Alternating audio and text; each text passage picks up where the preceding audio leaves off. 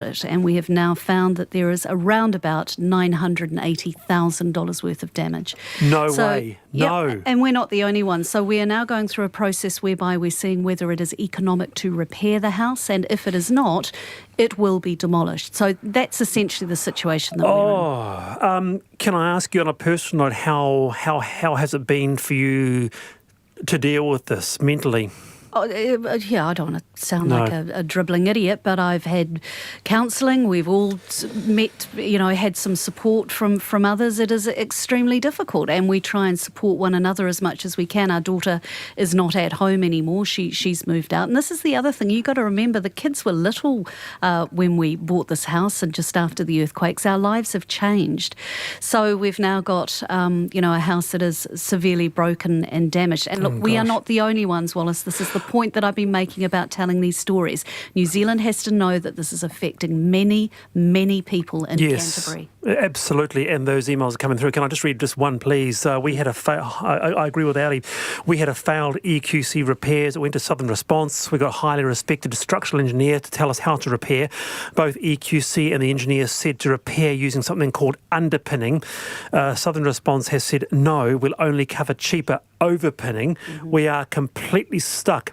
To add insult to injury, Southern Response did this while acting as an agent of EQC, who said this was not an appropriate repair strategy. It's so frustrating.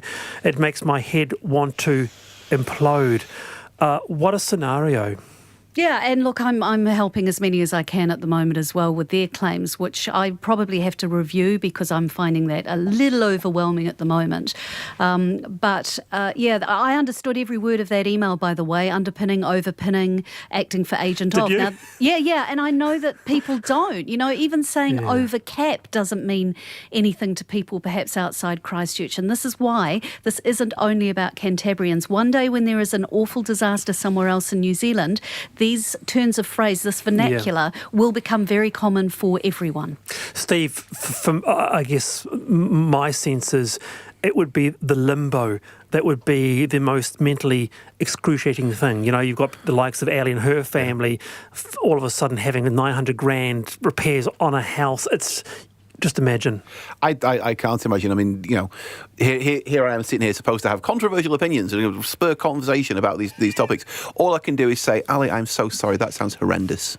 Thank you. That means a lot, but it's not about me. That's the other thing. I want to make it really clear. I'm lucky I can come on the radio and talk about it, but there are hundreds and hundreds and hundreds of people who can't do that and are living in this hell every day. Did we ever think, Ali, that 9 years on from the earthquake, it would resonate? I mean, there have been... there have been things to come out of the earthquake, haven't they? Some positive, but this is a real nightmare that people are still living with day by day by day. Yes, but there were warning signs. When I go back through and look at some of the, URLs that I've kept, that I've clipped, the stories I've kept, there were warning signs 5, 6, 7 years ago on these issues, and they were not heeded. I have to say the Earthquake Tribunal in Christchurch is doing great stuff, and I'd really like to tell those positive stories along with some of the negatives. So let's hope we do get a bit more reporting on this stuff. All right, we'll keep following this on the panel. Now, by the way, northbound traffic heavy on State Highway 2 before Petone, so drive safely. Ali Jones, Steve McCabe, thank you very much for being with me on the panel today. Thank you. See you tomorrow. Checkpoint next.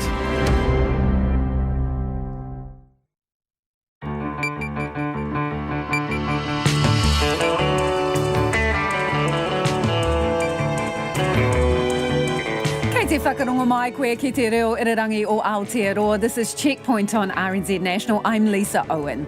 E haere nei, more cases outside China than inside. Italy becomes Europe's epicentre for the coronavirus. Auckland University takes a $30 million hit of its own as the China travel ban hits home. It's put a freeze on hiring staff.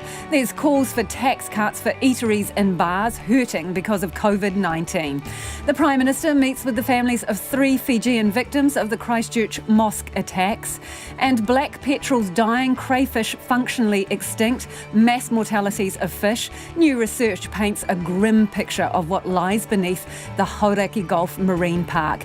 And how long do you spend in the shower? Aucklanders heed advice to save water.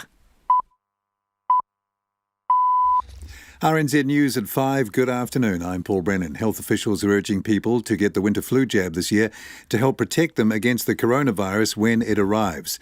The Ministry of Health says the flu shot won't stop people getting COVID-19, but it will help prevent them from getting seriously ill.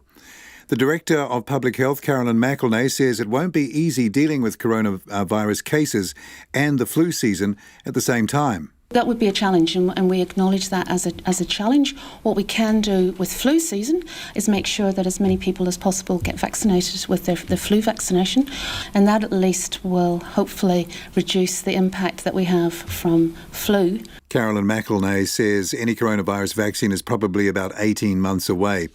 Business confidence has fallen amid growing fears of the impact of the COVID-19 virus on the economy. The ANZ survey for February shows deeper pessimism about the broad economic outlook and reduced optimism about firms' own prospects.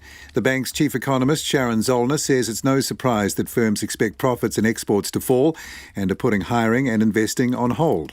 We saw a pretty sharp decline in headline business confidence, but even in the own activity measures, there's a lot of uncertainty about how this virus is going to impact the economy, but I think it's pretty clear it's not going to be good. Sharon Zollner says exports are taking the initial virus impact, but the longer it goes on, imports will start to get hit as well. The University of Auckland has announced a freeze on staff appointments because the coronavirus travel ban could cost it millions of dollars. The Vice-Chancellor, Stuart McCutcheon, told staff in a message today more than $30 million of revenue due in the first half of the year is at risk. He says about 2,000 of the university's Chinese students cannot currently fly to New Zealand, and the university must do everything it can to limit spending. Professor McCutcheon told staff he regrets imposing the staffing freeze, but the travel ban has put the university in a difficult and uncertain situation.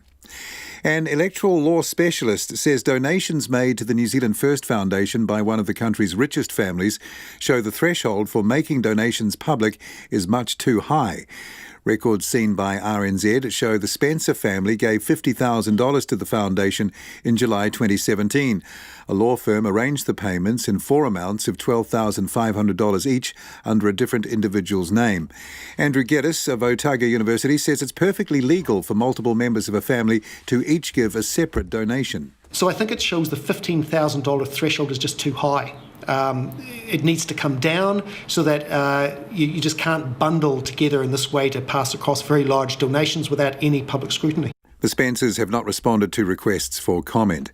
Z Energy insists that it's not making excessive profits from the fees it charges on wholesale fuel.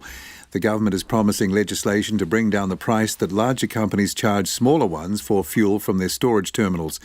The Energy Minister says that could lower prices by between 10 and 30 cents a litre. Part of the jurisdiction is a study by the Commerce Commission that concludes big players have been overcharging. Z Energy's Mike Bennett says that's unfair. These tanks are big, they are expensive to operate, and every now and then they either need to be replaced or substantially upgraded. So I don't want to bag anyone specifically, but there are some of our competitors who have not invested in infrastructure over the last decade. However, Mr Bennett is welcoming the proposed changes and says his company already makes its wholesale price public. The police have seized $50,000 cash, 10 guns and drugs, thought to be methamphetamine, from a gang house in Burnham, south of Christchurch. Specialist resources were deployed at the Mongols MC property this morning, and some officers are still there.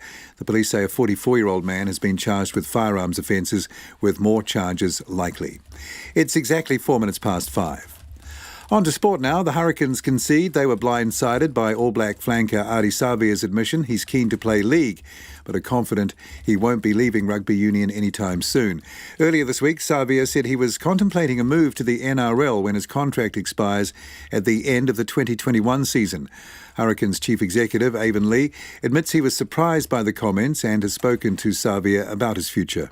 I don't think it's serious. It's a comment he's made to a rugby league guy on a podcast. So, we've had a joke about it, to be honest. We're not worried about Ardie or leaving the Hurricanes or rugby. Meanwhile, the Super Rugby competition has been affected by the coronavirus outbreak, with next Friday's match between the Brumbies and Japan's Sunwolves in Osaka postponed. Sanzar is now trying to have the match played later. A decision on whether the Crusaders match against the Sunwolves in Tokyo, scheduled for March 14th, will go ahead, has yet to be made. Korean teenager Joo Hyung Kim has shot a 7-under par 64 to grab the clubhouse lead on the opening day of the New Zealand Golf Open near Queenstown. The 17-year-old's round at Millbrook Resort included an eagle and 6 birdies and a bogey. He has a one-shot lead over 2011 winner Australian Brad Kennedy, who shot a 6-under at the Hills.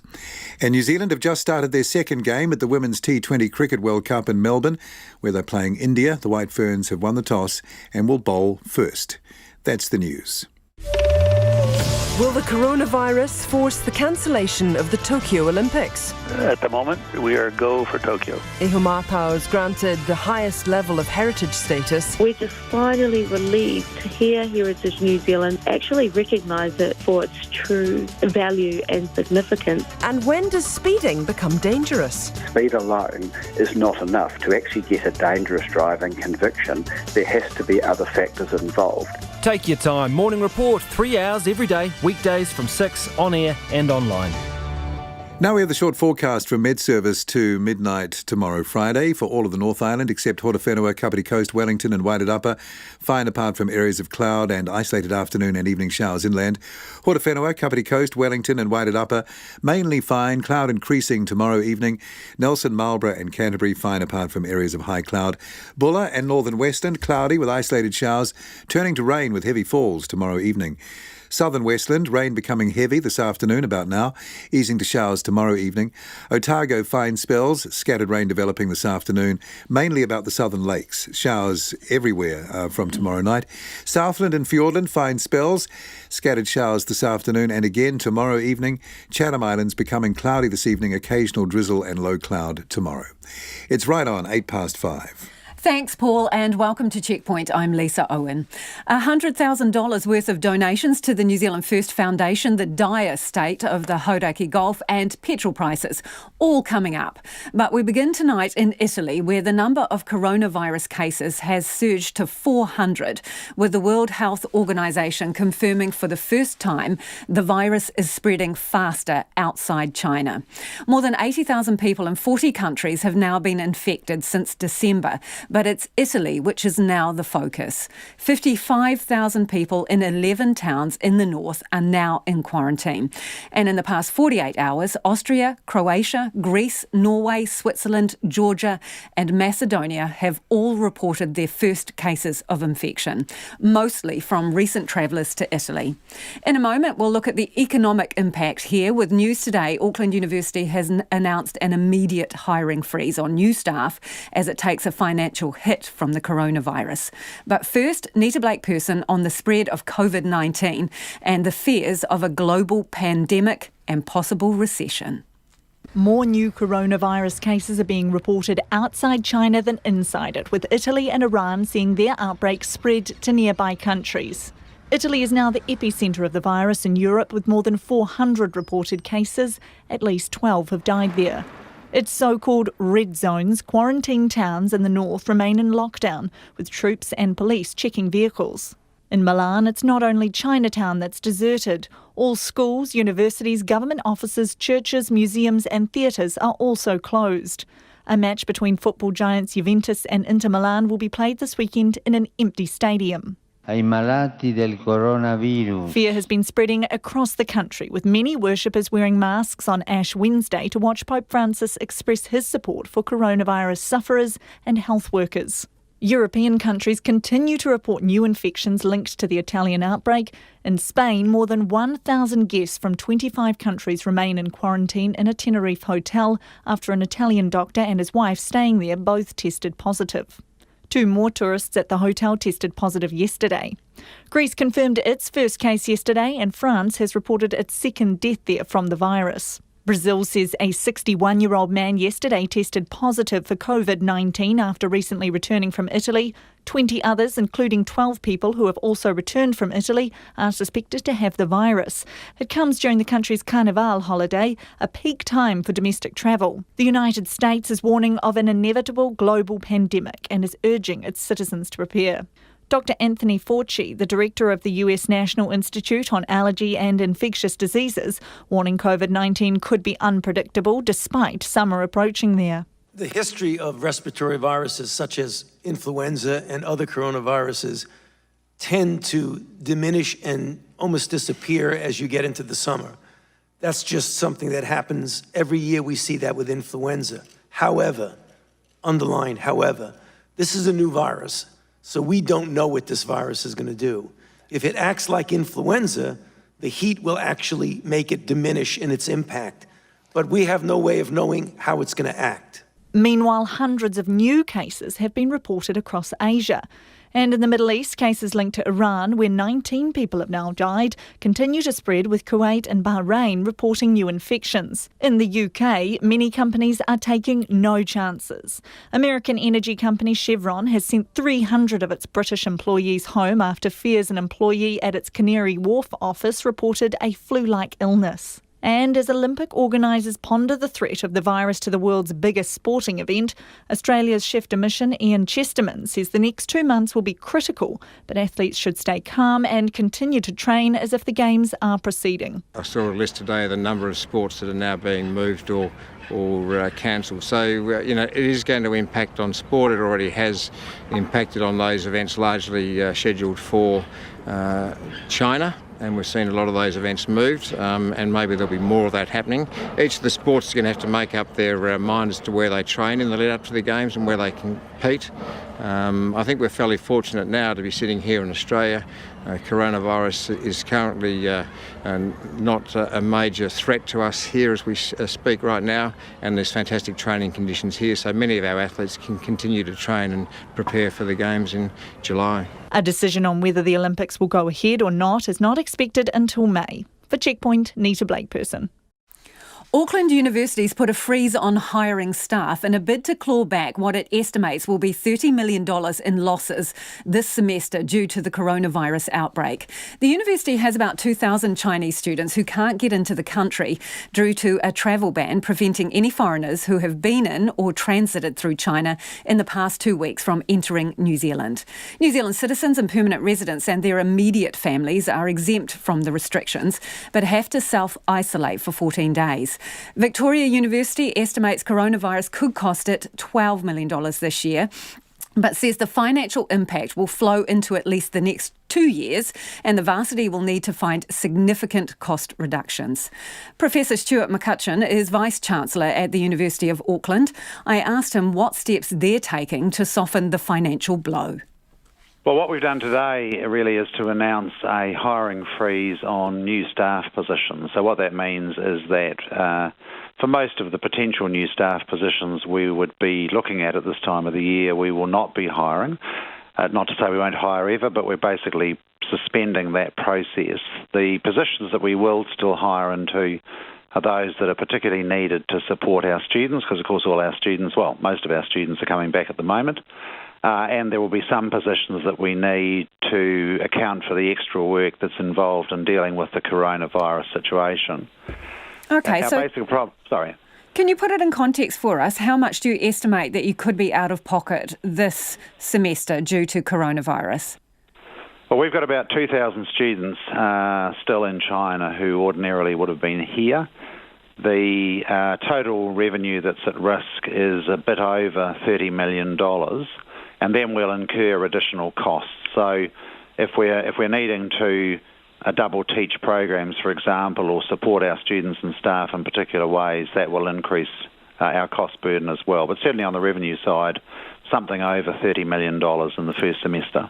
So then, what is a staff freeze going to save you, really? Because it seems like a drop in the bucket. Well, not really. We have 8,000 staff, and we turn over staff typically at 6 or 7% a year. So there's a reasonable amount of new hiring that's going to be done. But realistically, when you look at a university, we are a people business, and so most of our costs are in people. We can save a few dollars here and there on consumable costs and travel costs, but the real cost is in staffing. And if we want to prepare to respond to what may be a very difficult year financially, then reducing our staff hiring is the only sensible way to do that. Now, if we get in a situation where the students can come and where we can get back to normal, then obviously we would take that freeze off. We would have delayed some hiring, so that's a saving. But our annual salary budget is in the order of $600 million a year. So a freeze, even for a certain period of time, will be helpful. So how many positions do you think are currently vacant that you won't fill? I think there's about 150 positions in process at the moment. Some of those will be filled because they are necessary for our teaching requirements. But the vast majority? But the majority, I would think, will put on hold as a result of this freeze. I don't have the precise numbers, but it'll be something of that order. So, well, does this bring into question your business model here? If you're having to make drastic cuts because you're relying on 2,000 foreign students, should you be rethinking that? Well, we rely financially on all of our students, so whether it's 2,000 foreign students or 2,000 domestic students is not the issue. The fact of the matter is that we have 2,000 students who are not able to be here at the start of the academic year, and that has a significant financial impact on the university.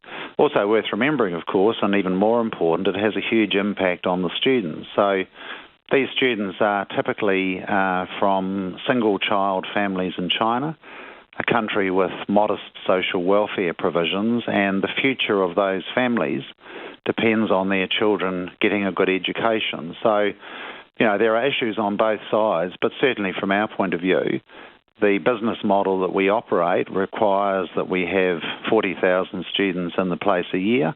We have enough staff to teach and support that number of students. And if a significant proportion of those students are not able to join us, then clearly that has an impact on the university. And it would be a similar impact if suddenly 2,000 domestic students disappeared.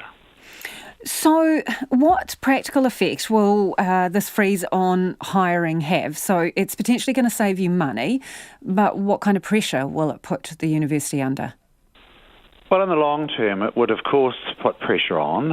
In the short term, we're just going to have to cope. So already we have lots of staff who are working very hard to deal with the additional workload that arises as a result of the ban. And a staff freeze in some parts of the university, I don't doubt, will put pressure on. But you've also got to think about the other option. The other option is to do nothing. And then if we find ourselves in a financial hole later in the year, we potentially end up in a situation of redundancies.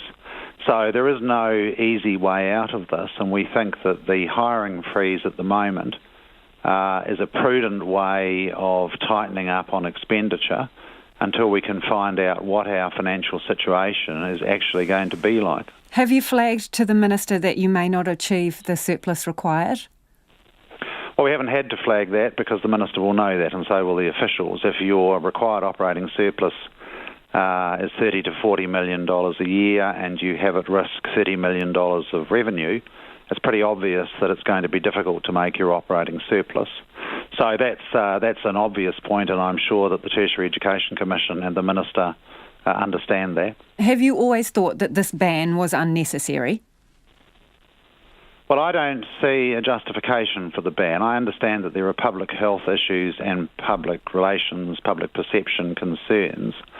The reality, though, is that the government has allowed, I understand, something in the order of 9,000 New Zealanders, Australians, permanent residents and their dependents back into the country with what is a fairly light touch quarantine procedure, as I read the Ministry of Health guidelines. So is this racism then, or discrimination? Well, I don't know whether it's racism. I mean, I think there are questions of public perception. So I suppose many New Zealanders, I wouldn't be one of them, but some New Zealanders might think that there is less danger of importing the virus when a New Zealander comes back from China than when a Chinese student comes back. I wouldn't hold to that view.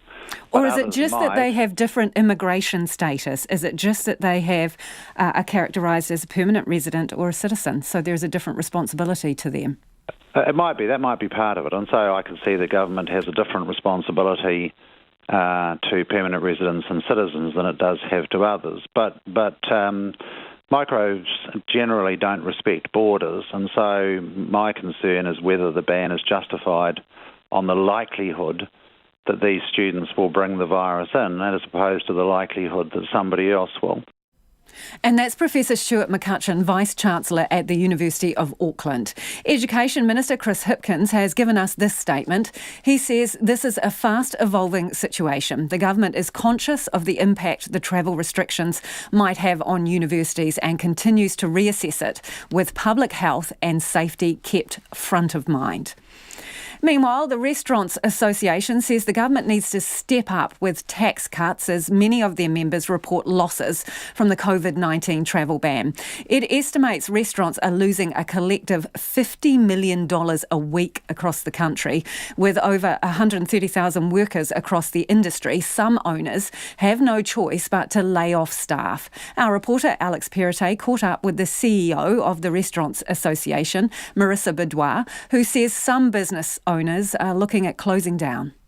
Just over the last 3 to 4 weeks, we've had several calls from business owners just telling us just exactly how desperate they are and asking for advice in terms of whether they should shut down, what are the predictions for how long this might carry on. And it's very upsetting to hear businesses struggling like this, for sure. And we're talking about people who, are reasonably reliant on tour groups coming through. These tour groups will often pre-book, months in advance to come in and dine somewhere. And so we've just had a lot of feedback from our members, particularly in those spaces that have, seen a drop in revenue. And with hospitality, you're talking about those bookings, there's not a lot of money usually laid down as deposits. Like when you have cancellations, you're losing a lot, aren't you? Absolutely. I mean, it is standard to seek some sort of deposit, but we're not talking huge deposits here. It wouldn't be enough to cover, the entire sort of lunch or dinner, for example. And especially if these cancellations have happened months in advance as well. Now, tell us, have you got any idea, I know this is a recent phenomenon, something that's happened, but any idea about a figure that we can say how much has been lost? Some of these restaurants are talking about up to 60% loss in terms of trade coming in the door. What about more broadly? What are we seeing? Any figures you can give us? Yeah. Well, exactly as you said before, we've seen sort of figures saying, around about a 60% loss in some cases.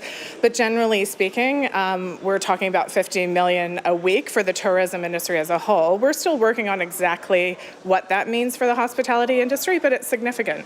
And they're small businesses. They are small businesses, many who are reliant on that sort of trade coming in and have been severely affected. We've spoken to people who are looking at potentially closing their businesses temporarily at this stage, but we don't know how long this will go on for. We're sort of in the dark here. Right. And of course, even with you closed, you're probably still paying the rent, right? Exactly. Yeah, exactly. Marissa, I wanted to ask you, it's not just, say, the travel ban and people not being able to be here, being the clientele for a lot of these businesses. It's people afraid, isn't it? People are avoiding a lot of those Asian restaurants down Dominion Road. We know that coronavirus is present in a lot of other countries. Italy's dealing with a crisis. I think they had a spike of 25% increase in cases just overnight. I don't know if we're seeing the same sort of exodus from your local Italian pasta restaurant. What's behind that, do you think? Well, look, I do think that there is some misinformation perhaps being circulated.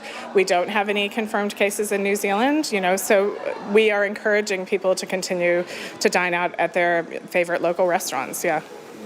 There seems to be some claims of a xenophobia, a fear that, that's not, doesn't even look that healthy, compared to some of the cuisine that I might be used to. Do you think there's a little bit of that, even sort of non-malicious, just, I guess, subconscious xenophobia there? Look, I really would like to classify it as more misinformation. Yeah, I just think people maybe don't have all the facts and don't fully understand exactly what's happening, I suppose, in our restaurant scene here in New Zealand. But we're continuing with the same message. We encourage people to continue to dine out. Now, as the Restaurants Association, you're hearing a lot from your members. What are you doing as an organisation to support them? Are they going to see some type of financial relief from the organisation or other organisations? Well, we'd really like the government to step up and perhaps look at some tax cuts potentially for businesses. And we'd really like to see a solid plan for when the travel bans are lifted, exactly how our industry and wider industries can look to sort of recover from this glitch. Yeah. And so you're asking the government to step up. Tax relief, we've also heard about possible rent assistance. Is that another option? Yeah, absolutely. I think really we are open to assistance from the government for our businesses. Hospitality makes up, hospitality contributes a large amount to the economy in general, and we'd really like to see them supported by government. Now, the government has said they will give $11 million to the tourism industry. Have you got any specifics on that, how much the restaurants might see of that? We don't yet, but we are meeting with the minister next week, so hopefully we'll have some information. Okay, and what else could be done apart from financial assistance? Anything else that you want to put on the table with the government? Yeah, well, I guess I can mention what we're doing as an association. So we are offering sort of further assistance through marketing and mentoring support in business because we think it's, during these times, it's especially important to be getting that kind of assistance. So we're stepping out there and helping members with those parts of their business. I guess when a crisis like this happens, it's only now that we realise, wow, we do rely so much on just one country coming in here. How much, and that's China. I mean, I guess, is this a bit of a message that, wow, perhaps we even need to diversify here to make sure that if this sort of thing happens again, we're not so hard hit? Well, I think, New Zealand is in a great position. We are a very popular destination by many different countries around the world. So we are in a good position, and I think we will certainly recover. And that's Marissa Bidwar of the Restaurants Association there with Alex Perrottet. It is almost 27 minutes past 5 and you're with Checkpoint on RNZ National. Love to hear from you on the issue of coronavirus. Do you think that restaurants and businesses who are feeling the burn because of this should get tax relief from the government? Let us know your thoughts. Also, the universities there struggling because some of their students can't get back into the country. Do we need to lift the ban or actually spread it further? It applies to people returning from mainland China. What about Iran? What about Italy? Let us know your thoughts.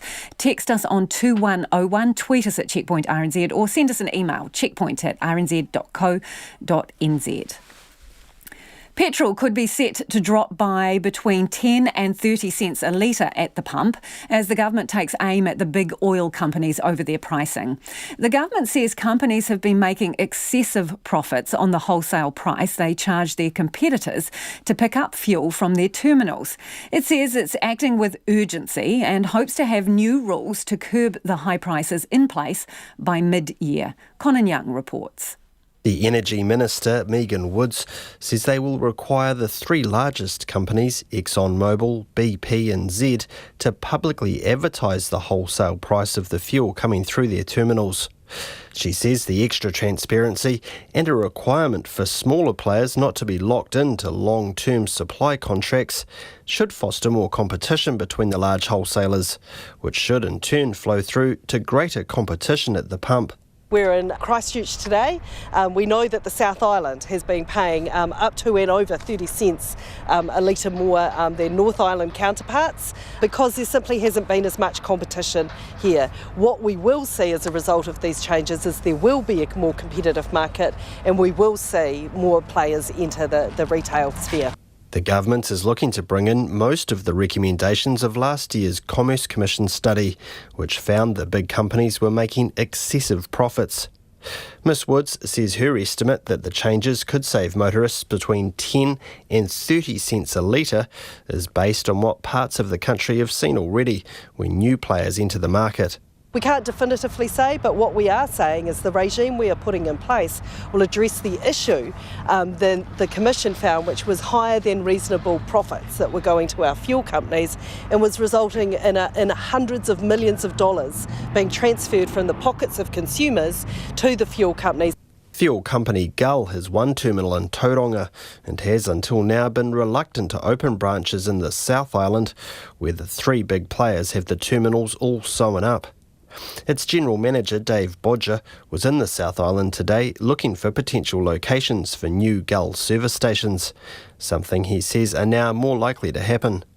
He says requiring the big players to make their terminal price public will ensure a fair price is charged. We'll be able to say, well, OK, we know this is how much it costs to import it in from Singapore, Japan, Korea, and then, OK, now you're going to sell it to us for that. We'll take the tax out of it, so therefore you're charging us 2 cents a litre, you're charging us 4 cents a litre. we'll be able to do that backward maths to work out what that fee is. Another company, Waitomo, has no terminals and is completely reliant on its competitors to supply it wholesale fuel. Its managing director, Jimmy Ormsby, likes the sound of shorter-term contracts, so smaller players can shop around for better prices. Any competitive tension at any place in any market for any given product at any time is good, because that should hopefully create, what we all want. This is a competitive market. Profit margins as high as 20% from the likes of Z Energy were quoted today by Megan Woods as justification for the changes. Z Energy's head, Mike Bennett, says this is unfair.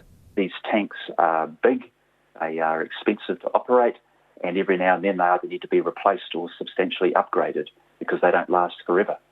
So I don't want to bag anyone specifically, but there are some of our competitors who have not invested in infrastructure over the last decade, and therefore they are effectively benefiting from our investment in infrastructure. And again, from a competitive perspective, one could argue that's not fair.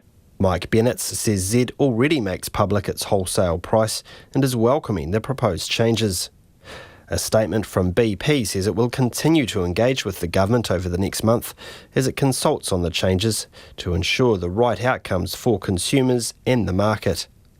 ExxonMobil didn't respond in time for this story. Megan Woods says she hopes the new rules will be in place by the middle of the year and the cheaper prices should start flowing through to the pump by the end of the year. Mō te hōtaka o te ahi, ko Conan Young tēnei.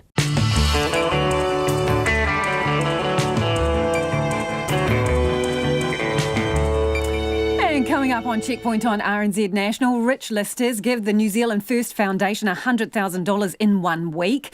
The Prime Minister meets up with the families of 3 Fijian victims of the Christchurch mosque attacks and the dire ecological state of the Hauraki Gulf. As always, we would love to hear from you, whether it's about coronavirus, potential tax cuts and that travel ban. Do get in touch. You can text us 2101, tweet us at Checkpoint RNZ, or there's always email checkpoint@rnz.co.nz. Paul is standing by now with the headlines. Thank you, Lisa. Auckland University estimates it could lose more than $30 million this semester due to the coronavirus outbreak.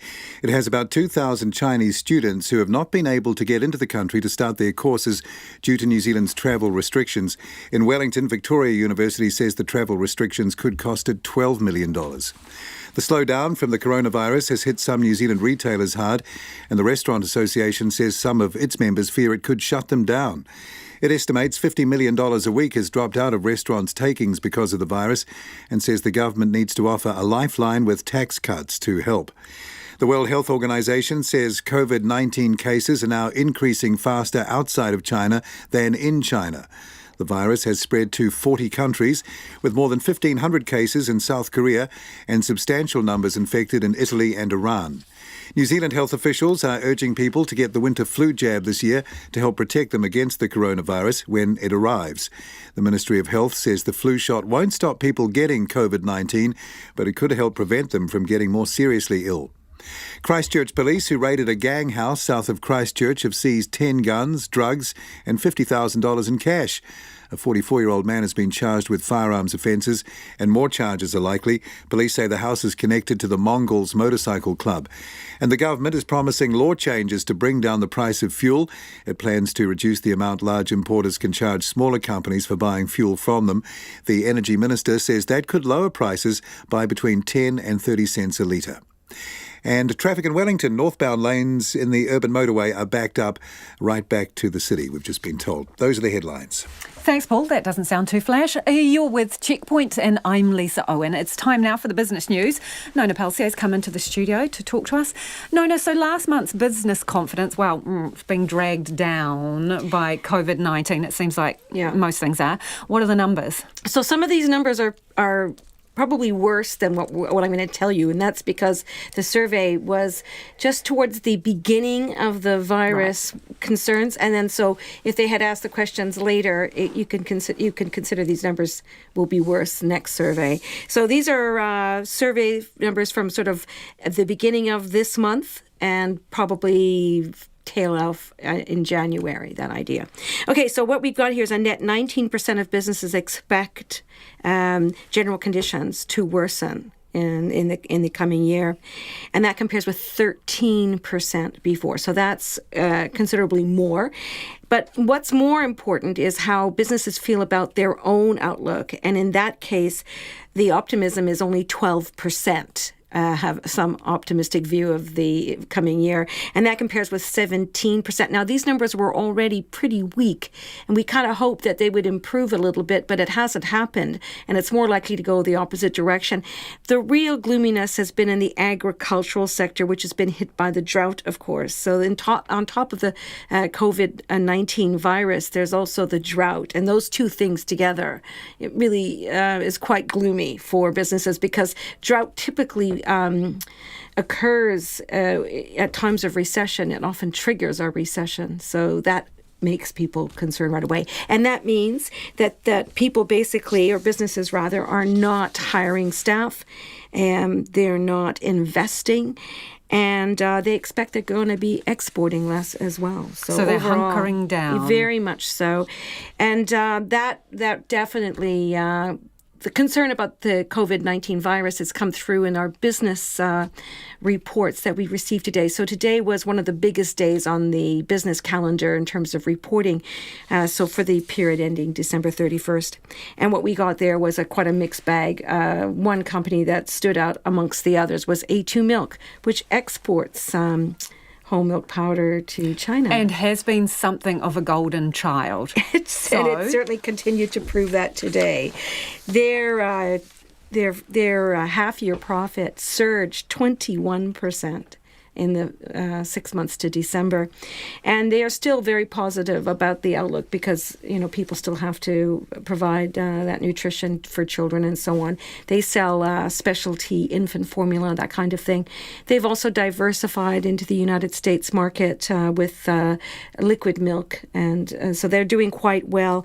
Their sales were up a third to China, and liquid milk sales in Australia and the United States also increased. So overall, that company certainly led the market today. So on the NZX Top 50 Index, we started the day with a pretty positive start, about a percentage, 1% up. But then what happened was as this confidence survey came out, the markets really reversed its fortunes then, and we ended down almost 1%, just in a matter of a few hours. Apart from the leaders were all down, other than A2 Milk, which gained about 5%, but not enough to lead the market back to the positive side. Yeah, well, given it is reporting season, that's one positive story, Yes. but other businesses... We had a mixed bag. I'll tell you what. We had amongst the other companies report today was the airline. Air New Zealand. Air New Zealand. And there's a company that's reviewing its options. What can it do in these days? Right at the moment, there's so much unknowns about the COVID-19 virus. So travel... It's not just travel from China, of course. Tourism generally. People are putting off traveling, avoiding closed spaces like airplanes, that kind of idea. But they've got a new chief executive, Greg Foran, and he sort of... Well, he was on the call today. He didn't actually talk to us. We didn't get an interview with him. But he's new to the job, obviously. But one of the things he is doing is reviewing what risks and opportunities are ahead for Air New Zealand in light of what's been going on. The analysts I spoke to said, well, their options are fairly limited, really. Demand isn't there, so therefore all they can really do is adjust supply and spend perhaps more on marketing. But, this guy, who's their new chief executive, he was the brains behind Walmart in the United States, and he was also a leader for Woolworths in Australia, so I'm sure he was going to bring some good ideas to the table, one would hope. So where did we settle on the numbers at close of play? Oh, let's see here. That's right. Okay, well, look, the currency was steady, 62.9 US cents, 95.9 Australian, 48.7 British pence. The index itself dropped 0.8%. That's a 97-point drop. 11,437 was our ending, much in line with what we've seen in Australia and in Asia. Certainly the losses are being extended there. Thanks, Nona. Nona Peltier with our business news. And let's stick with numbers. Rich listers gave the New Zealand First Foundation $100,000 in just 1 week. But the donations have stayed secret until now because the individual payments fell below the level where donors' names have to be published. The Spencers, one of New Zealand's richest families, donated $50,000 to the foundation in July of 2017, an election year, using a law firm to make the payments in 4 separate amounts. The week before, Andrew Bagnall and entities connected with the racing car driver turned businessman also donated $50,000 to the foundation, again in 4 separate payments. An electoral law specialist says these donations show the level at which donations have to be made public is set much too high. Guyon Espiner and Kate Newton from RNZ's In-Depth team have been reporting on the New Zealand First Foundation. So I asked Kate what she knew about the donations from the Spencers. So just to give some background, the Spencers are one of New Zealand's wealthiest families. Fortune dates back about a century, and nowadays one of their most well-known investments in New Zealand is the Man of War Vineyard and Winery over in Waiheke. So the 4 payments that they made were all made on the same day. They were made on the 11th of July 2017, and the 4 people that made those payments of $12,500 each, Berridge Spencer, his wife Olivia and his sister Mertzi, and then a 4th donation made by Jeffrey Scrimgeour. And so each of those donations, we've seen receipts that are made out to each of these people confirming that they were received by the New Zealand First Foundation. And so the donations were actually made on their behalf by the law firm Martelli McKeag. And they outlined how those donations would be made in a letter that was sent to the foundation, one of the foundation's trustees, Doug Willerton. And so in that letter, Martelli McKeag's solicitor says this: "We understand that as the donations are individually less than the threshold of $15,000, the details of the donors will not be disclosed to the public or to the Electoral Commission." Okay, so what does electoral law say about donations made in that way? So as far as the law goes, we've spoken a number of times while we've been investigating those donations to Otago University law professor Andrew Geddes, and he says that as far as individuals making donations like this that are less than $15,000, bundling them together into a larger amount, that's actually legal. But what he does say is that $50,000 in the context of, say, New Zealand and New Zealand politics is actually quite a lot of money, and he believes that there should be a lower threshold. And this actually raises a really important point, which is why we have a disclosure regime in the first place. The whole point is to see where political parties are getting their funding from, the political and policy choices that they're making, and for the public to sort of be able to see whether there's some kind of nexus or connection between those two things. And so that's why Andrew Geddes believes the threshold should be lower and why a disclosure regime was set up in New Zealand in the first place. So the Spencers, I imagine you've tried to contact them. Have they had anything to say about the donations and the nature of the way they were made, the donations? No. So look, they're very media shy. They have not given interviews really to anyone in the past, and they just didn't really get back to us when we requested comment about any of this. What I can tell you is it's not the first time the family has been named as financial contributors to a political party. The journalist Nicky Hager, in his 2005 book or 2006 book about the 2005 election campaign, this is The Hollow Men, he named them as financial contributors to the National Party through donations and emails that were arranged by business roundtable people dealing with Don Brash and John Key, who, were figures. Well, Don Brash was the leader of the National Party at the time, John Key also. So there aren't any public records of those donations from the Spencers, whether they were made, but bear in mind that electoral donation rules in 2005 were different to how they are now. At that time, parties could collect anonymous donations through trusts. Okay, so there are other donations from Andrew Bagnall. What can you tell us about those? Yeah, so Andrew Bagnall is another wealthy Auckland businessman. One of his big investments these days is Green Cross Health, which might not mean much to listeners, but that owns about 350 pharmacies under the Unichem and Life Pharmacy brands. And so the donations that Mr Bagnall and entities connected to him made, again, they were made a week before the Spencers donated. And again, it was $50,000 in 4 separate payments that were all below that $15,000 disclosure threshold. So the first of those was in his own name. So that was a $10,000 donation made on the 4th of July 2017. And then, so just checking notes here, over the next 2 days, there were 3 other entities connected to him, named as ETF, Perun and Miramar, and they made separate payments totalling $40,000. And again, we did try and seek some comment from Mr Bagnall. He didn't get back to us. Okay, so both you and Guy Espiner have been working on these donation stories for some time now. Can you just give us a bit of context? How do these donations fit into the overall picture? Yeah, so these donations again fit into a pattern of the New Zealand First Foundation receiving donations that are just below that disclosure threshold that we talked about. So we talk about $15,000. Anything over $15,000 has to be disclosed. So we have the records that we've viewed show that there are 12 donations we can see of $15,000 or less, so a single cent below the threshold. Once you get to $15,001, then you have to disclose. $15,000, you don't. In addition to that, there are 6 more donations that were made between $14,000 and $15,000. Some of them are $14,995. So again, just a few dollars below that disclosure threshold. And overall, those 18 donations that are very close to $15,000 add up to more than $250,000. So we're talking $250,000, and none of it has been disclosed. And that's Kate Newton from RNZ's in-depth team, and a lot of detail in that report from Kate. So if you want to look back at the stories and today's information, you can go online onto our website, RNZ's website, and type in in-depth and then fill your boots. All the stories are there for you to go over.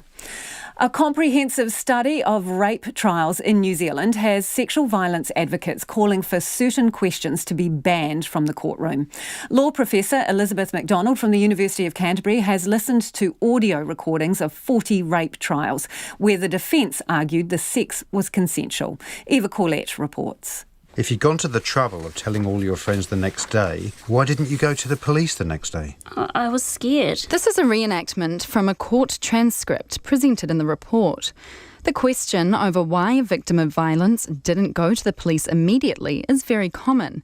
But Elizabeth MacDonald says this type of question perpetuates the many pervasive myths about rape that arise in the courtroom. In this case, the implication being that something as serious as rape should be reported to the police immediately, which can be difficult to do for many reasons. And these types of questions or language used can re-traumatise a victim of sexual violence or cast doubt over what happened. In one case, the woman was sort of being asked, well, what kind of penetration was there? And she ended up saying, he was rooting me. And then that word rooting got reused in questions for quite a long time after that, in a kind of patronising, put-down kind of way. She says complainants are often belittled, asked to provide gratuitous details about the attack, are accused of being flirtatious, or asked what they were wearing. It's important that obviously the defence can cross-examine, and they can challenge, and they can put an alternative scenario. That's all fine, but it's how that happens, and it's trying to reduce the possibility of re-traumatising. Andrea Black from Rape Crisis says the research reflects what survivors experience. The research makes 55 recommendations, but one sticks out for Ms. Black. The recommendations around specialist training for all legal people involved in the court and trial processes is really important, including the defence, so that the questioning fits within guidelines. While people in the court are a reflection of the public to an extent, they're doing a really specialist job and they need to have a specialist understanding. Andrea Black would also like to see some types of questions banned from the courtroom, including around complainants' sexual interactions or lifestyle. The point is, has consent been given or not given or present? Not what happened 10 minutes ago or 10 years ago. So some of those questions are really unfair and continue to perpetrate rape myth and are incredibly traumatising and shameful. But Chris Macklin from the Law Society says banning certain questions won't achieve the desired result, even if they can be problematic. It's very easy to go from, there are these rape myths, we hear them proclaimed loudly in court by defence lawyers, ergo, they are to blame. That's just a little bit more nuanced than that. And as I say, the rape myths reflect not the activity of some cheeky and clever lawyers, but actually some pretty unhelpful and unhealthy attitudes that we have to this day in our society about sex and consent. Mr Macklin says Ms McDonald's research is very valuable, and with the sexual violence legislation bill going through Parliament, Mr Macklin hopes this will ignite wide-scale reforms. The current system, let alone any kind of reformed or alternatively managed system to try and mitigate trauma for complainants, the current system is just stretched beyond capacity.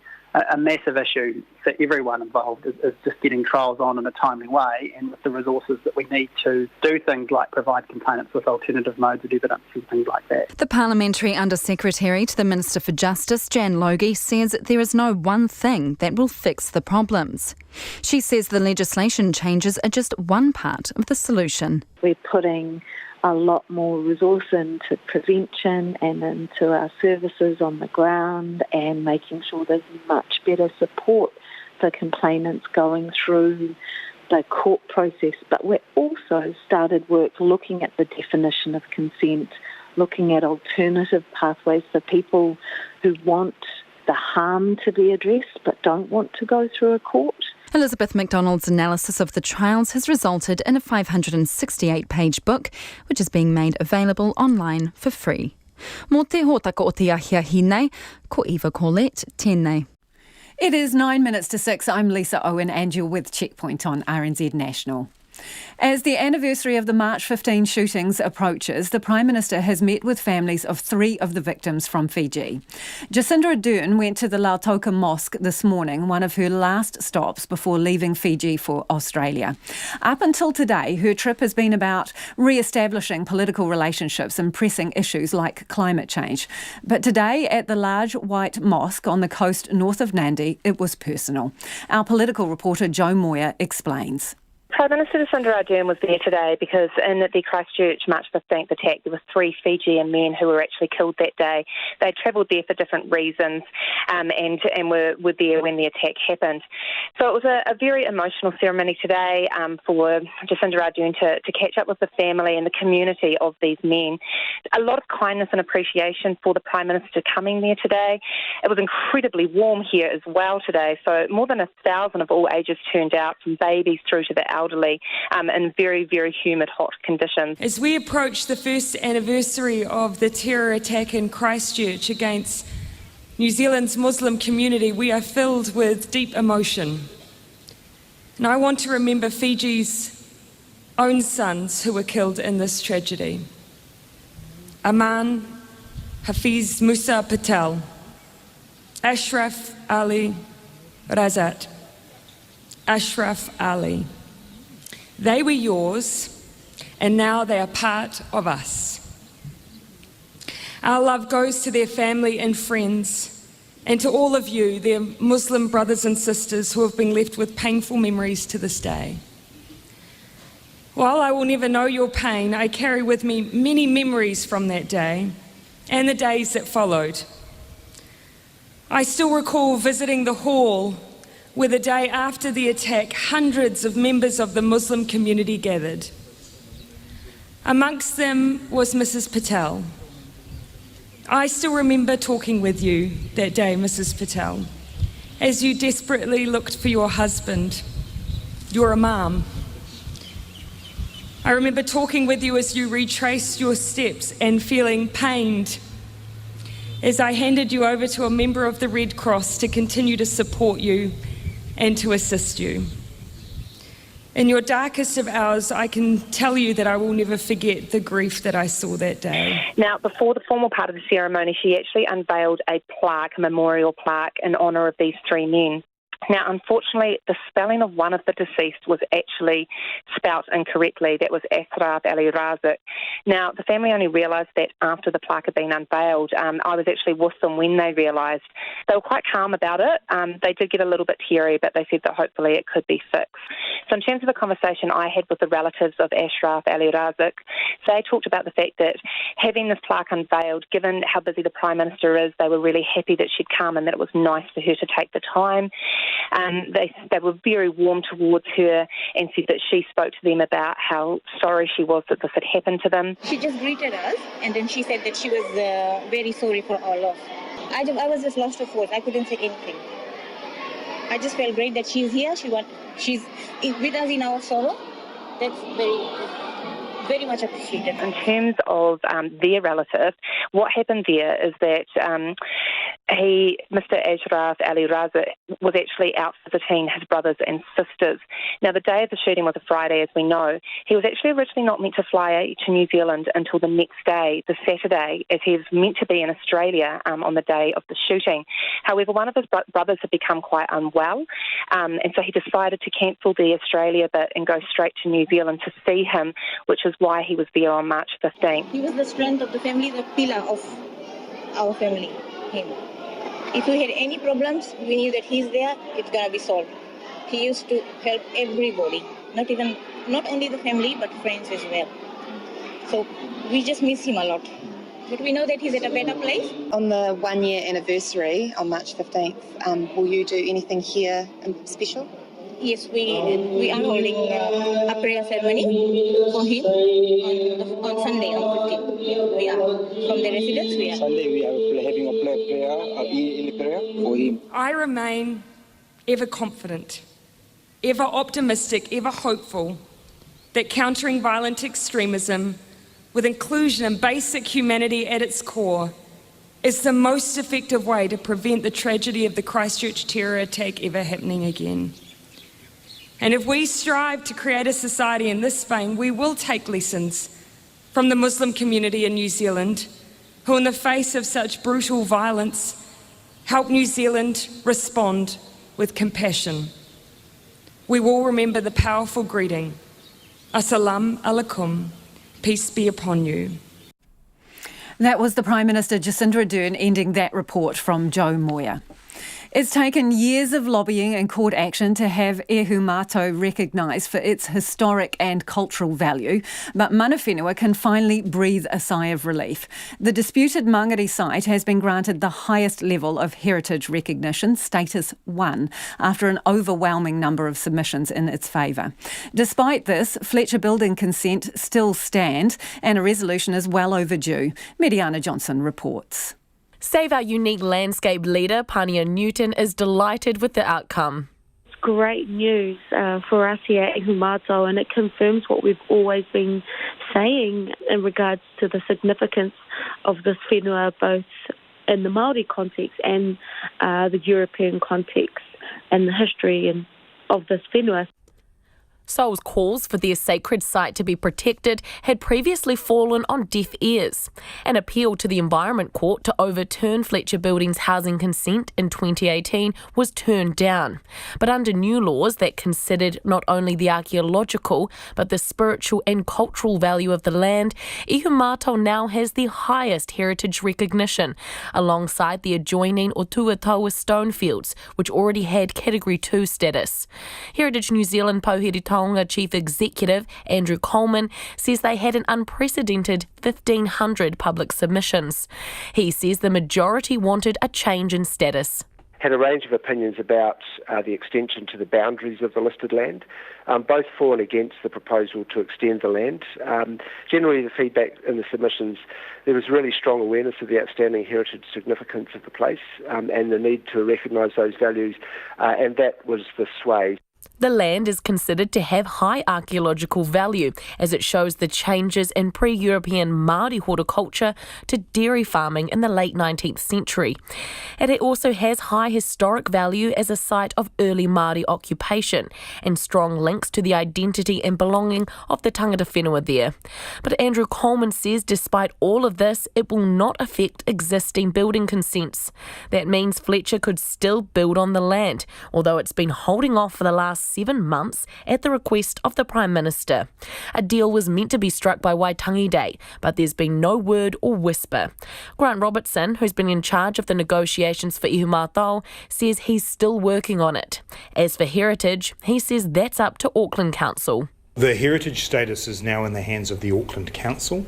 The Auckland Council make a decision on what they want to do. There is no automatic change as a result of the heritage status being changed. We continue to work closely with Fletcher's, the Mana Whenua groups and Auckland Council on the future of Ihumātao. Auckland Council Heritage Manager Noel Reardon says any change to the Auckland Unitary Plan will be subject to the RMA and won't be considered until the plan goes through its first statutory review, which has to be underway by 2026. In the meantime, Pania Newton is calling on the government and council to do the right thing by the land and ensure it is protected and preserved. Mo te hōtaka o te ahiahi, ko Miriana Johnson tēnei. Time for some quick feedback here. A lot of you getting in touch about the staff freeze at Auckland University and calls for the ban to be lifted so students can come back. John says, as a member of staff at Auckland University, I'm disappointed the Vice-Chancellor has decided to use staff as pawns in a political battle. RNZ News at 6 o'clock. Good evening, I'm Paul Brennan. 6 people in New Zealand are currently being tested for the coronavirus. The Ministry of Health says they are mainly precautionary and aren't necessarily suspected cases of COVID-19. A total of 122 tests have been done across 3 laboratories in Auckland, Christchurch and Wellington. All have returned negative results. The University of Auckland has announced a freeze on staff appointments because the coronavirus travel ban could cost it millions of dollars. The Vice-Chancellor, Stuart McCutcheon, told staff in a message today more than $30 million of revenue due in the first half of the year is at risk. Speaking on Checkpoint, he said about 2,000 of the university students can't currently fly here, so it must limit spending. We can save a few dollars here and there on consumable costs and travel costs, but the real cost is in staffing. And if we want to prepare to respond to what may be a very difficult year financially, then reducing our staff hiring is the only sensible way to do that. Stuart McCutcheon says about 150 jobs won't be filled as a result of the freeze. It's been another volatile day for the markets, with a strong start to the day soured by a significant fall in business confidence. The NZX Top 50 index was up more than 1% at the open, but the gains evaporated following the release of the ANZ Business Confidence Survey, which revealed an increasingly pessimistic outlook on the economy. The index ended down just under 1%, in line with weakness in Australia and other Asian markets. A near 5% gain in the value of market leader A2 Milk was more than offset by weakness in all the other leading companies. The currency is steady, trading at 62.9 US cents, 95.9 Australian and 48.7 British pence. A Samoan man, the Crown says, was trafficked to New Zealand and treated as a slave by a Hastings-based chief, says he and his cousins would be beaten for working too slowly. The trial of 65-year-old Joseph Onga Matamata is in its third week in the High Court at Napier. He denies 24 charges of human trafficking and slavery involving 13 Samoan nationals over a 26-year period. The man, who has name suppression, told the Crown prosecutor he was never paid for the orchard work he did, and the accused once hit him in the face with a bottle. His words are translated. He broke the bottles and he used the broken one to hit my face. Above the right eyebrow? Eyebrow, yeah. My lips were swollen. He punched my mouth. The man said he and a cousin escaped over a fence in the middle of the night in 2018. Z Energy insists that it's not making excessive profits from the fees it charges on wholesale fuel. The government is promising legislation to bring down the price that larger companies charge smaller ones for fuel from their storage terminals. The Energy Minister says that could lower prices between 10 and 30 cents a litre. Part of the justification is a study by the Commerce Commission that concludes big players have been overcharging. Z Energy's Mike Bennett says this is not the case and points to the large investment Z has made in upgrading its storage tanks. However, he is welcoming the proposed changes and says his company already makes its wholesale price public.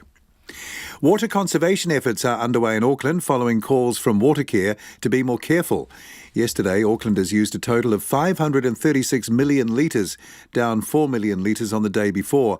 A Watercare spokesperson, Peter Rogers, says that shows the message is getting through. It's all going in the right direction. It's a little bit early to say in terms of how it's trending and the like. But we would say, we'd really encourage people to keep up those savings. Yeah, definitely, it's something we want to continue. And if people can make more savings, it all helps.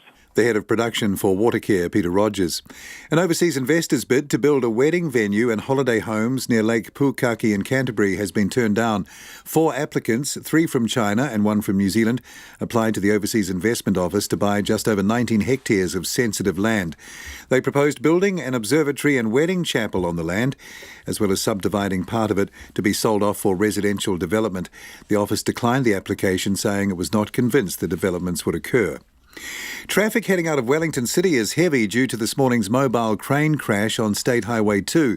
The crane is expected to be removed from 7 o'clock and motorists are told to expect significant delays leaving the city. The transport agency says traffic is heavy through to Petone on State Highway 2, while there are long queues on the Ngauronga Gorge off-ramp headed for Lower Hutt. Motorists are also asked not to rubberneck around the crash site. Dropped catches are costing the White Ferns in their game against India at the Women's 2020 Cricket World Cup in Australia. Batting first for the first time in this tournament a short time ago, India were 80 for 3 in the 12th over. The coronavirus outbreak could spell the end of the careers of 2 of New Zealand's most decorated athletes. As the virus sweeps through the world, the Tokyo Olympics in July is set to be the biggest sporting event to be affected.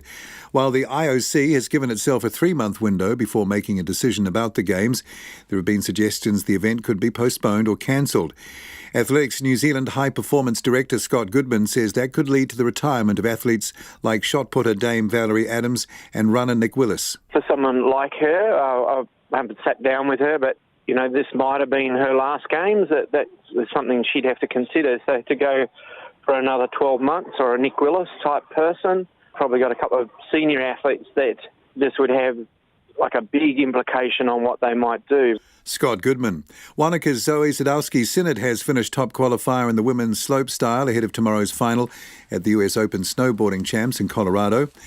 And a late fight back from Manchester City has given them a 2-1 away win over Spanish giants Real Madrid in their Champions League football last 16 first leg match. Italy's Juventus' hopes of reaching the last 8 have suffered a blow with a 1-0 first leg loss to French side Lyon. That's the news. Tonight on Nights, the chemistry of food flavour, or how to make a hill of beans taste like a slab of beef. Our very own chick scientist, Stella McQueen, on the proposed changes to white bait legislation.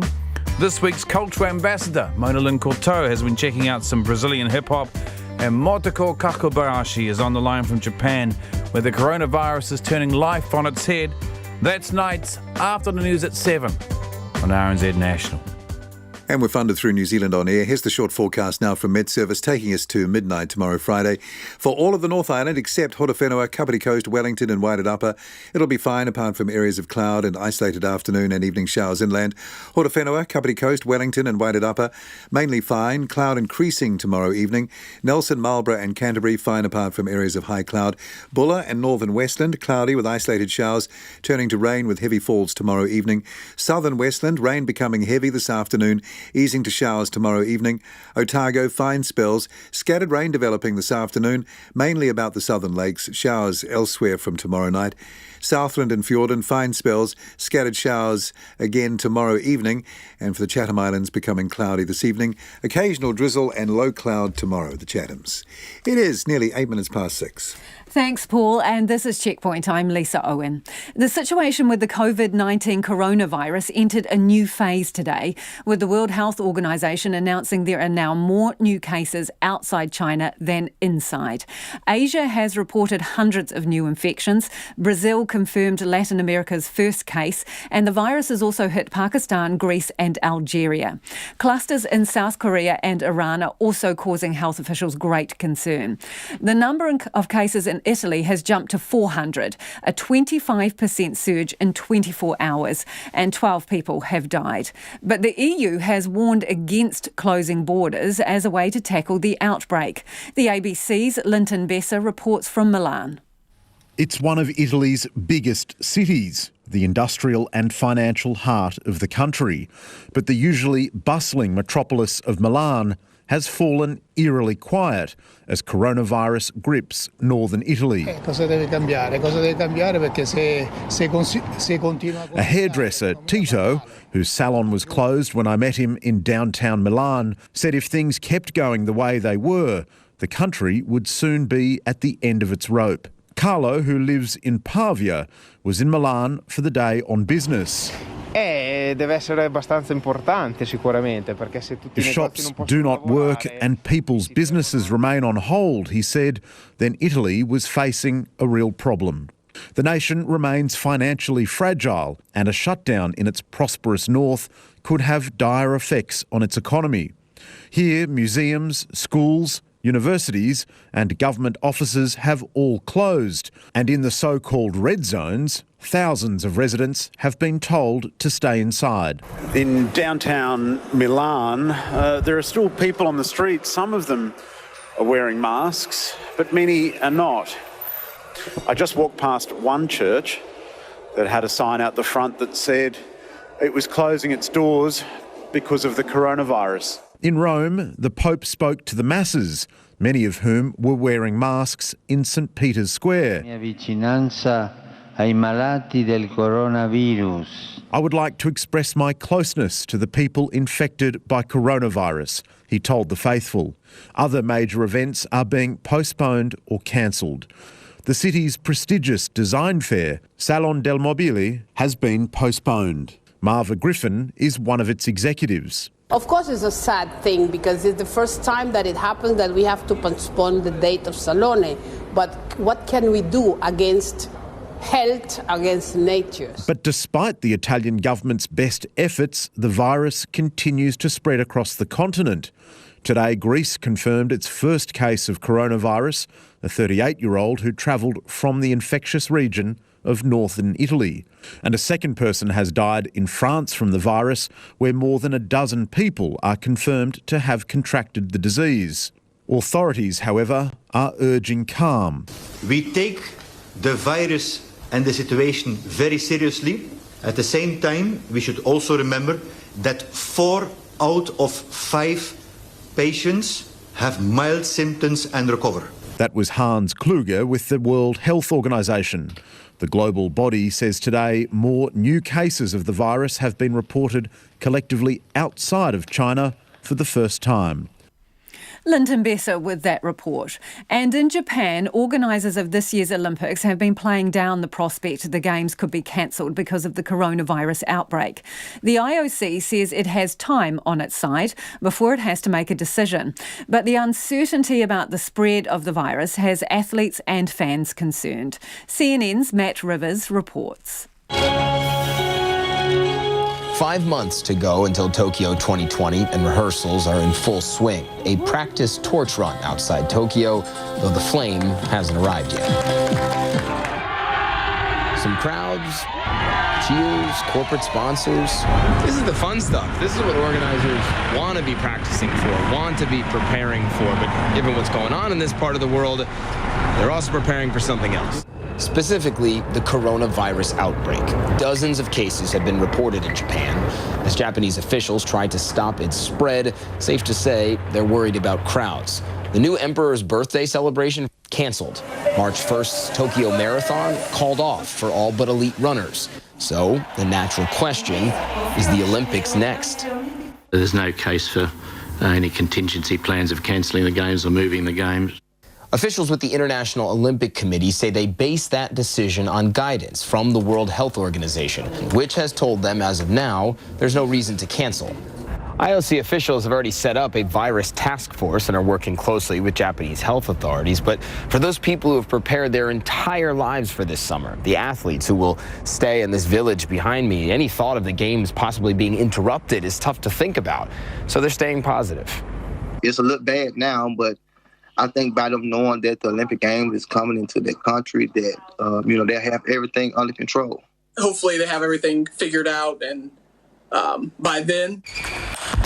Here in Japan, ping pong practice goes on unabated. The virus threat looms. I'm worried about whether Japan can actually host international guests if this infection keeps spreading. But Japanese officials say that's currently their top priority. It's important for us to have visitors feel safe and enjoy Japan while here, the vice health minister says, so this is our big focus. Japan wants the games to be safe and successful, but only so much is in their control. A lot is still unknown about the coronavirus, and who knows what happens between now and the July kickoff. We don't know how far it's going to spread, and we don't know if it spreads, how long that will last. Could that put the Olympics at risk? Yes. I have tickets, though, and I'm not giving them up.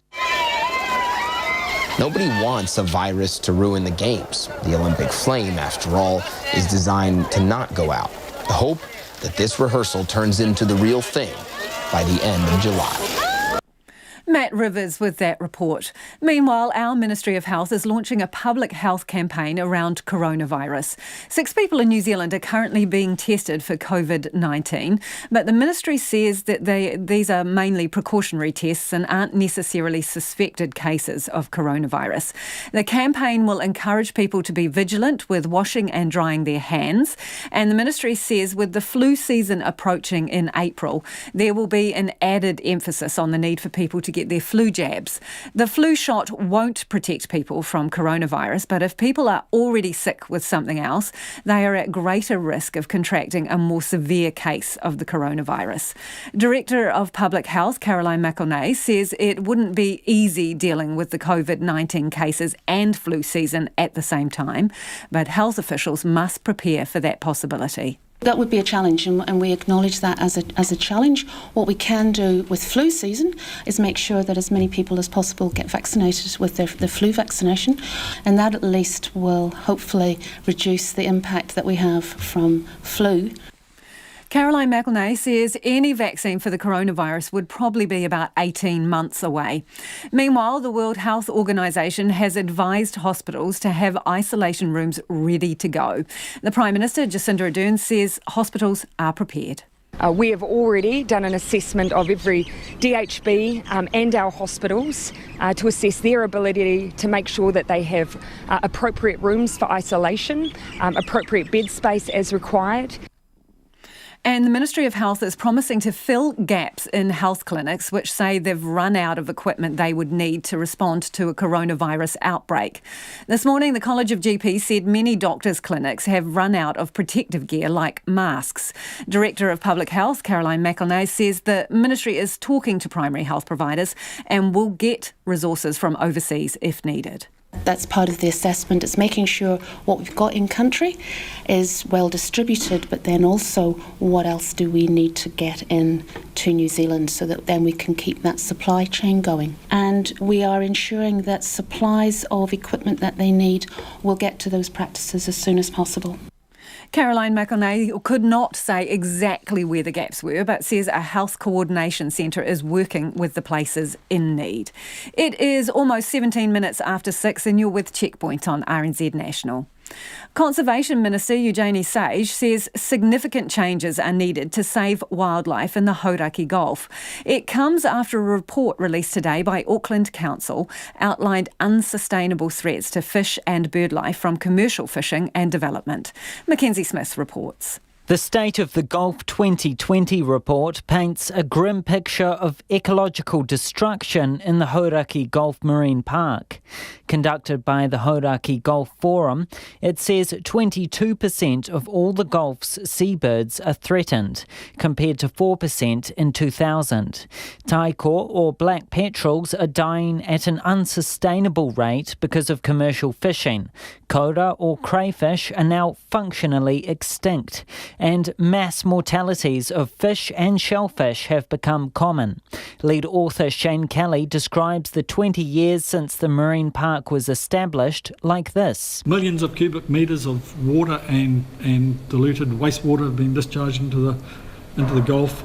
Hundreds of new berths have been provided for boats, and yet only one new marine reserve has been established, and the application for that new marine reserve was submitted prior to the park being established. The report found commercial fishing over the past 3 years was up 30% on the previous 3-year period. Tāmore or snapper populations have plummeted 34% in the past 20 years, and a whopping 470% more blue mackerel are being landed. The Conservation Minister, Eugenie Sage, says a working group is looking at the options. People want the state of the Gulf to improve. We all want abundant fisheries. We need some significant change. Marine protected areas are one mechanism to help that, but it's a part of an integrated whole. The Fisheries Minister, Stuart Nash, says there are plans to rebuild populations that have dropped, including Koura, Tāmore and Tarakihi. For shellfish beds, a new scientific survey of cockle and pipi habitats is underway. The report does note some improvements, such as more islands being free of pests and fewer whales dying from ship strike.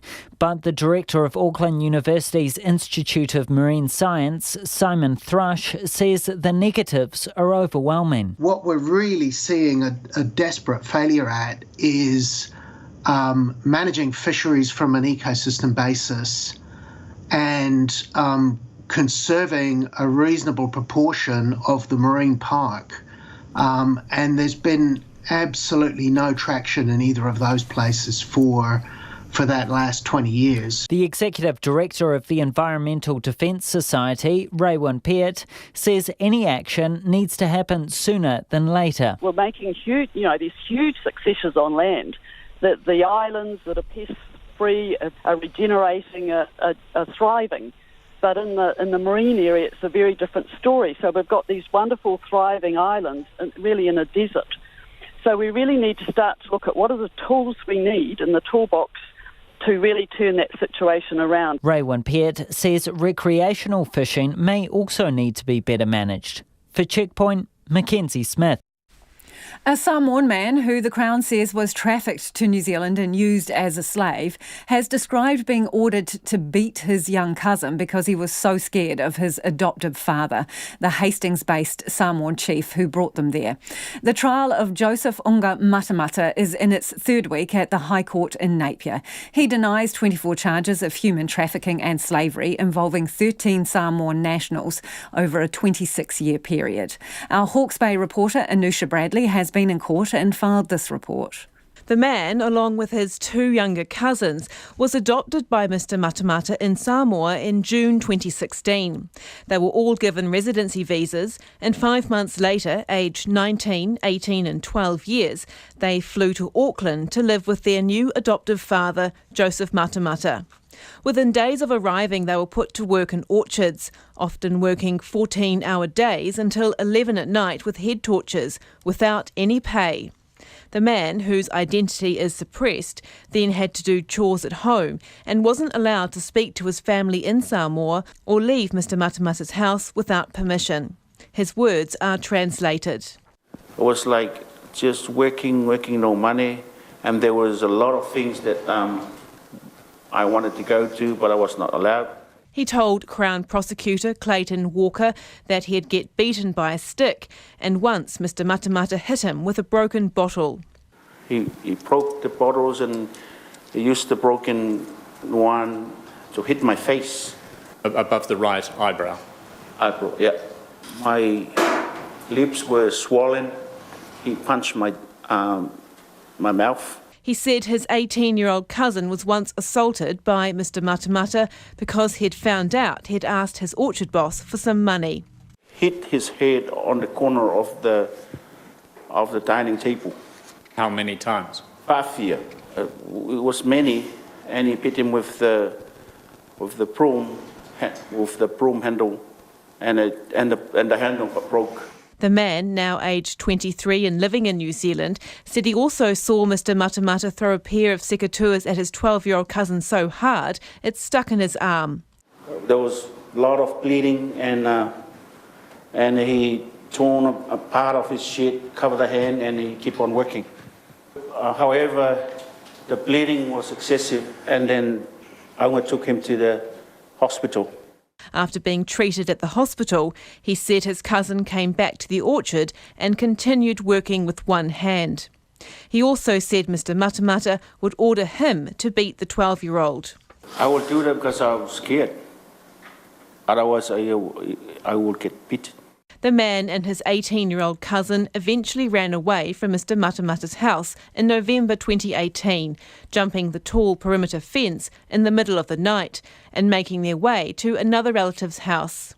Under cross-examination by defence lawyer Roger Phillip, the man admitted he had never discussed money with his adoptive father before coming to New Zealand, and he knew from talking to other relatives that had come to New Zealand with Mr Matamata what life was like.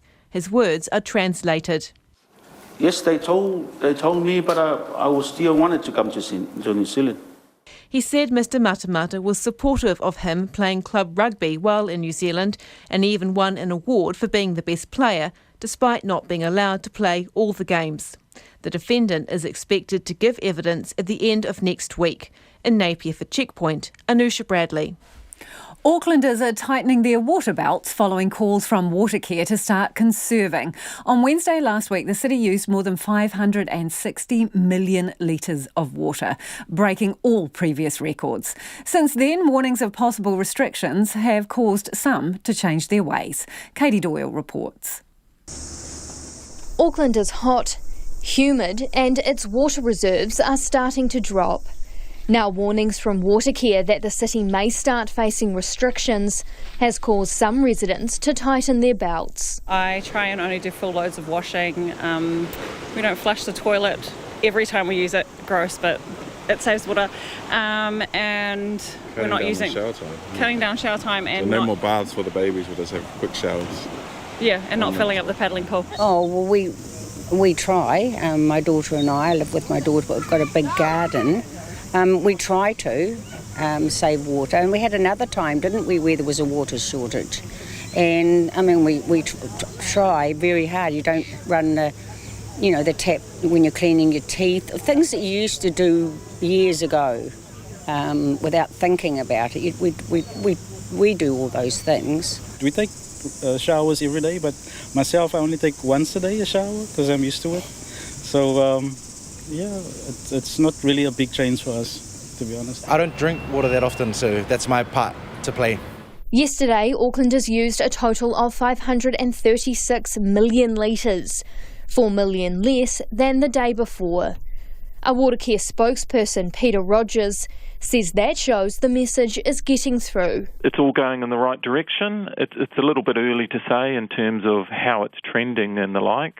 But we would say, we'd really encourage people to keep up those savings. Yeah, definitely, it's something we want to continue. And if people can make more savings, it all helps. All of Auckland's dams are more than half full, and any possible water restrictions are still almost a month away. But over on Waiheke Island, it's a different story, with local board member Bob Upchurch describing the situation as dire. There are problems in many areas with quite a few elderly people saying, look, they just cannot carry the 20-litre water containers that they're entitled to. So, we do have problems with some of the more vulnerable people. Bob Upchurch says water companies have been working tirelessly over the past few weeks, rushing water to families who desperately need it. It's a similar story in Warkworth, where the owner of Artesian and Solway Water, Christine Walker, says she's only just getting on top of her waiting list. We stopped taking new bookings about 4 weeks ago, and now we're just basically trying to identify people on our list who have got existing bookings or on a list waiting for a date. Elsewhere around the North Island, towns like Kaikohe and Kaitaia remain on level 4 water restrictions. And with no significant rain in sight, it's set to stay that way. For Checkpoint, Katie Doyle. We're running out of time, but how long do you reckon you should spend in the shower? Text me 2101 or tweet us at Checkpoint RNZ. Prince Harry has stepped out for one of his final engagements as a fully fledged working member of the royal family. He was in Edinburgh at an event for his sustainable travel initiative, Travelist. Perhaps in a nod to the beginning of a new chapter in his life, he asked to be referred to as simply Harry. The BBC's Daniela Ralph reports. back in the public eye for now. The Duke of Sussex in Edinburgh at a meeting on sustainable tourism. As the Duke was introduced, there was a nod to the more informal life ahead. He's made it clear that we are all just to call him Harry. So, ladies and gentlemen, please give a big, warm Scottish welcome to Harry. And from Harry, there was a warning on the rapid growth of global travel. If we do not act, and in large part get ahead of this inevitable surge, this massive increase will mean we see more of the world's most beautiful destinations closed or destroyed. Harry's separation from the life into which he was born hasn't been easy, but he will soon embark on the private life he and Meghan so crave. And that was Daniela Ralph reporting. Our director here reckons in water saving times 10 minutes in the shower is okay. We're shower shaming him. We think it's a bit long. To your other feedback about the university, Auckland University freeze on staffing to save some money because they say they're losing up to 30 million this semester over coronavirus. This person says, this is globalism. I heard the saying, don't put all your eggs in one basket when I was a child. If businesses run by adults haven't applied this basic premise, then bad luck. You don't deserve a subsidy from the rest of us. Trent says the universities will recover. The cost to New Zealand of the virus would pale in comparison to 30 million, which is nothing in the scheme of things. Another person says, surely the health of our country is more important than university degrees. It's a shame if people have to put off their studies, but the bigger picture is more important. Study becomes irrelevant if you're dead. Another person says visitors returning from any country with COVID-19 should be banned.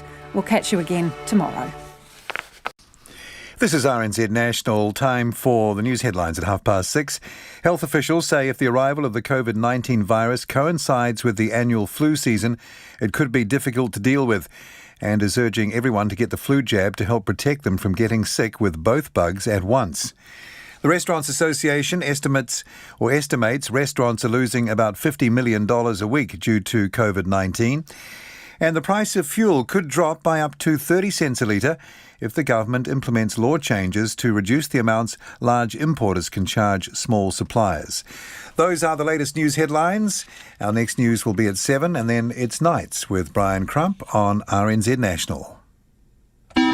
Take the pulse of the day's news every weeknight at 10. What people don't consider is that if they go on the road and they choose these excessive behaviours on the road, they can disadvantage other people. Live with